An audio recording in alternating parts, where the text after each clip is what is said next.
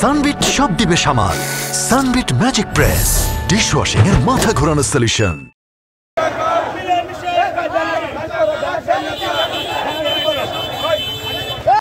আমরা যে বিক্ষোভ মিছিল করতে যাচ্ছি সেটা থেকে একটা জিনিস মেসেজ দিতে চাই, বাংলাদেশের সর্ববৃহৎ দল বিএনপির নেতা, বিএনপির ভারপ্রাপ্ত চেয়ারম্যান জনাব তারেক রহমানের বিরুদ্ধে বিভিন্ন ধরনের কুরুচিপূর্ণ বক্তব্য স্লোগান দিয়ে যাচ্ছে। তার দাঁত ভাঙা জবাব দিতে চাই। আমার নেতা, আমাদের নেতা জনাব তারেক রহমানের একটা কর্মী বেঁচে থাকা পর্যন্ত আমরা প্রতিবাদ করেই যাব এবং চুল পরিমাণ ছাড় দিব না।